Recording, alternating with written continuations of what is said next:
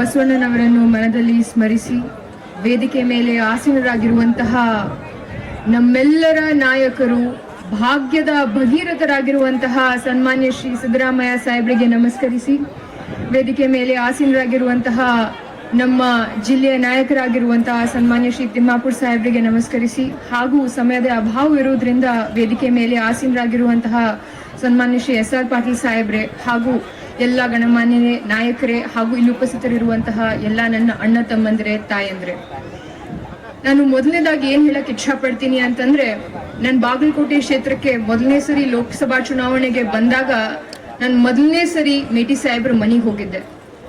ಮೇಟಿ ಸಾಹೇಬ್ರ ಮನೆಗೆ ಹೋದಾಗ ಮೇಟಿ ಸಾಹೇಬ್ರ ನನಗೆ ಕರೆಸಿ ಕುಂದಿರ್ಸಿ ಏನಂದ್ರು, ಬಾಮ್ಮ ಕುಂದ್ರು, ಚಿಂತೆ ಮಾಡಕ್ ಹೋಗ್ಬೇಡ, ನೀ ನಮ್ ಕಡೆ ಬಂದಿ ಅಂತಂದ್ರೆ ನೀ ನಮ್ಮ ಮಗಳೇ, ನಮ್ಮ ಮನೆಗೆ ಯಾರು ಬಂದ್ರು ನಮ್ಮೋರೆ ಅಂತ ಹೇಳಿ ನನಗೆ ಊಟ ಮಾಡಿಸಿ ಆತಿಥ್ಯ ಮಾಡಿ ಕಳ್ಸಿದ್ರು. ನಾ ಏನ್ ಅನ್ಕೊಂಡಿದ್ದೆ, ಹೆಚ್ಚು ಕಡಿಮೆ ಎಲ್ಲಾರ ಮನೆಯೊಳಗೆ ಹೆಂಗಿರ್ತೈತಿ ಅಂತಂದ್ರ MLAಗಳು MP ಗಳು ದೊಡ್ಡ ದೊಡ್ಡ ಮಂದಿ ಬಂದ್ರೆ ಎಲ್ಲಾರ್ಗೂ ಕರೆಸಿ ಕುಂದಿರ್ಸಿ ಚಹಾ ಊಟ ಮಾಡಿ ಕಳಿಸ್ತಾರೆ. ಆದ್ರ ನಾನು ನಿರಂತರವಾಗಿ ಅವ್ರ ಕೆಳಗ್ ಕೆಲಸ ಮಾಡಾಕ ನನಗೆ ಏನ್ ಗೊತ್ತಾಯ್ತು ಅಂತಂದ್ರ, ಮೇಟಿ ಸಾಹೇಬ್ರ ವ್ಯಕ್ತಿತ್ವ ಎಂತದ್ದು ಅಂತಂದ್ರ, ಅವ್ರ ಮನೆಗ್ ಬರುವಂತಹ ಪ್ರತಿಯೊಬ್ಬರಿಗೂ ಕೂಡ ಇವ್ರು ನನ್ನ ಮನೆಯವರು ಅಂತಂದು ಚಹಾ ನೀರ ಪದ್ಧತಿಯನ್ನ ಯಾವ್ದಾದ್ರು ಈ ಜಿಲ್ಲೆಗೆ ತೋರಿಸ್ಕೊಟ್ಟಿರುವಂತಹ ನಾಯಕರು ಯಾರಾದ್ರೂ ಇದ್ರು ಅಂತಂದ್ರ ಅದು ಮೇಟಿ ಸಾಹೇಬ್ರು ಅಂತ ನಾವೆಲ್ಲರೂ ನೆನಪು ಮಾಡ್ಕೋಬೇಕು. ಬಹಳಷ್ಟು ಜನ MLA ಅವರು MP ಅವರು ನಾವೆಲ್ಲ ದೊಡ್ಡ ದೊಡ್ಡ ನಾಯಕರನ್ನ ನೋಡ್ತಿರ್ತೀವಿ. ದೊಡ್ಡ ಗಾಡಿನಾಗ ಓಡಾಡ್ಬೇಕು, ದೊಡ್ಡವ್ರ ಜೊತೆ ಓಡಾಡ್ಬೇಕು ಅನ್ನುವಂತ ಆಸೆ ಎಲ್ಲಾ ದೊಡ್ಡ ದೊಡ್ಡ ನಾಯಕರಿಗೆ ಇರ್ತೈತಿ. ಆದ್ರೆ ನಮ್ಮ ಮೇಟಿ ಸಾಹೇಬ್ರು ಎಂತವ್ರಿದ್ರು ಅಂತಂದ್ರ, ಸಾಮಾನ್ಯ ಜನರೊಳಗಿದ್ದು ಸಾಮಾನ್ಯ ಜನರ ಕೊಂದು ಕೊರತೆಗಳನ್ನ ಎತ್ತಿ ಹಿಡಿದು ಪ್ರತಿನಿತ್ಯನೂ ಕೂಡ ಅವ್ರ ಅನಾರೋಗ್ಯ ಇರ್ಲಿ, ಅವ್ರ ಆರೋಗ್ಯ ಇರ್ಲಿ, ಅವರು ಹೆಂಗೆ ಇರ್ಲಿ, ನಿರಂತರವಾಗಿ ಜನರಿಗೋಸ್ಕರ ದುಡಿಯುವಂತಹ ನಾಯಕತ್ವ ಯಾರ್ದಾದ್ರು ಇತ್ತು ಅಂತಂದ್ರ ಅದು ಮೇಟಿ ಸಾಹೇಬ್ರದು ಅಂತ ನಾನು ಬಹಳ ಹೆಮ್ಮೆಯಿಂದ ಹೇಳಕ್ ಇಚ್ಛಾ ಪಡ್ತೀನಿ. ಇಲ್ಲಿರುವಂತಹ ವೇದಿಕೆ ಮೇಲೆ ಇರುವಂತಹ ಎಲ್ಲಾ ನಾಯಕರು ಎಲ್ಲರಿಗೂ ಇವ್ರು ದೊಡ್ಡವರು ಅವ್ರು ದೊಡ್ಡವರು, ಈಗ ನಮ್ಮ ಜೊತೆ ಸಾಹೇಬ್ರಿಗೆ ಟಗರು ಅಂತಂತಾರ.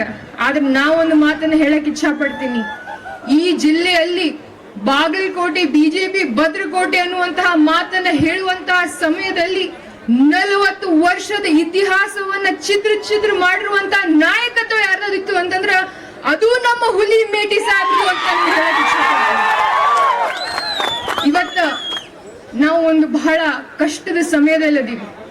ಅವರು ಬರೀ ಜನರನ್ನ ನಮ್ಮದೇ ಅಂತ ಹಚ್ಕೊಂಡಿಲ್ಲ, ಬಾಗಲಕೋಟೆ ಕ್ಷೇತ್ರಕ್ಕೆ ಜನರ ವಿಶ್ವಾಸವನ್ನ ಗಳಿಸೋದಕ್ಕೆ ಪ್ರತಿನಿತ್ಯ ದುಡ್ದಾರ ಅಂತ ನಾನು ನಿಮ್ಗೆಲ್ಲರಿಗೂ ನೆನಪು ಮಾಡ್ಕೊಳಕ್ ಇಚ್ಛಾ ಪಡ್ತೀನಿ. ಬಾಗಲಕೋಟೆ ಜಿಲ್ಲೆಗೆ, ಬಾಗಲಕೋಟೆ ಜನರಿಗೆ ನಾನು ಓದಿಲ್ಲ. ಒಂದ್ಸರಿ ನನಗೆ ಸಾಹೇಬ್ರು ಹೇಳಿದ್ರು, ನಾ 9ನೇ ತನ ಓದಿನಮ್ಮ, ಅದಕ್ಕೆ ನನ್ನ ಮಕ್ಕಳಿಗೆ ಎಲ್ಲಾ ಮೊಮ್ಮಕ್ಕಳಿಗೆ ಡಾಕ್ಟರ್ ಮಾಡೀನಿ. ಆದ್ರೆ ನನ್ನ ಆಸೆ ಏನದ ಅಂತಂದ್ರ ಮುಂದೆ ಬರುವಂತಹ ಬಾಗಲಕೋಟೆ ಜನರ ಎಲ್ಲಾ ಮಕ್ಕಳು ಕೂಡ ಡಾಕ್ಟರ್ ಆಗ್ಬೇಕು ಅಂತ ಅವ್ರು ಇವತ್ತ ಮೆಡಿಕಲ್ ಕಾಲೇಜನ್ನ ಬಾಗಲಕೋಟೆಗೆ ತಂದು ಕೊಟ್ಟಿರುವಂತಹ ಯಾರಾದ್ರೂ ಶೂರ ಇದ್ರ ಅಂತಂದ್ರ ಅದು ಮೇಟಿ ಸಾಹೇಬ್ರು ಅಂತ ನಾನು ನಿಮ್ಗೆಲ್ಲರಿಗೂ ನೆನಪು ಮಾಡಕ್ ಇಚ್ಛಾ ಪಡ್ತೀನಿ.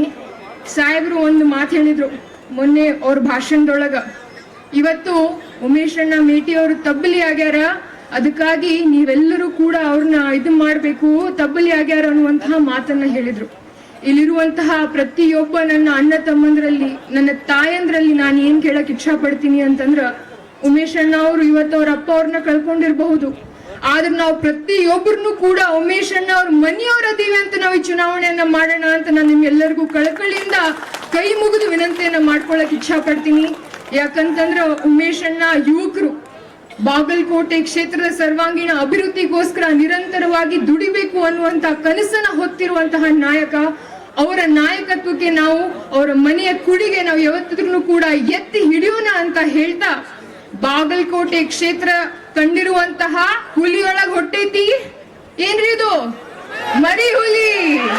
ಸೊ ಅದಕ್ಕಾಗಿ ನಮ್ಮ ಕ್ಷೇತ್ರದ ನಾಯಕರನ್ನ ನಾವು ನಿರಂತರವಾಗಿ ಎತ್ತಿ ಹಿಡಿಯೋಣ, ಬಾಗಲಕೋಟೆ ಭವಿಷ್ಯವನ್ನ ಉಜ್ವಲ ಮಾಡುವಂತಹ ನಾಯಕರನ್ನ ನಾವು ಆಯ್ಕೆ ಮಾಡೋಣ ಅಂತ ಹೇಳ್ತಾ, ಇಲ್ಲಿರುವಂತಹ ಎಲ್ಲಾ ತಾಯಂದ್ರಲ್ಲಿ, ಎಲ್ಲಾ ನಾಯಕರಲ್ಲಿ ಉಮೇಶ್ ಅಣ್ಣ ಅವ್ರ ಅಪ್ಪ ಅವ್ರು ತೀರ್ ಹೋಗಿರ್ಬಹುದು, ನಮ್ಮ ನಾಯಕರು ತೀರ್ ಹೋಗಿರ್ಬಹುದು, ಆದ್ರೆ ಅವರ ನಾಯಕತ್ವವನ್ನ ನಾವು ಯಾವತ್ತಿದ್ರೂ ಉಳಿಸ್ಕೊಂಡು ಹೋಗ್ತೀವಿ ಅನ್ನುವಂತಹ ಮಾತನ್ನ ನಾವು ಈ ವೇದಿಕೆ ಮೂಲಕ ಕೊಡ್ತಾ, ಇಷ್ಟೊತ್ತು ನನಗೆ ಮಾತನಾಡೋಕೆ ಅವಕಾಶ ಮಾಡಿರುವಂತಹ ಎಲ್ಲರಿಗೂ ಕೂಡ ನನ್ನ ಕೃತಜ್ಞತೆಗಳನ್ನ ಸಲ್ಲಿಸಿ, ವಿಶೇಷವಾಗಿ ಬರುವಂತಹ ಚುನಾವಣೆಯಲ್ಲಿ ನಾವೆಲ್ಲರೂ ಕೂಡ ಉಮೇಶಣ್ಣ ಮೇಟಿ ಅವರಿಗೆ ನಮ್ಮ ಮತವನ್ನ ನೀಡಿ ಅವರಿಗೆ ಪ್ರಚಂಡ ಬಹುಮತದಿಂದ ಆರಿಸ್ತಾರನ ಅಂತ ಹೇಳಿ ನಾನು 2 ಮಾತುಗಳನ್ನ ಮುಗಿಸ್ತೀನಿ. ಜೈ ಹಿಂದ್, ಜೈ ಕರ್ನಾಟಕ.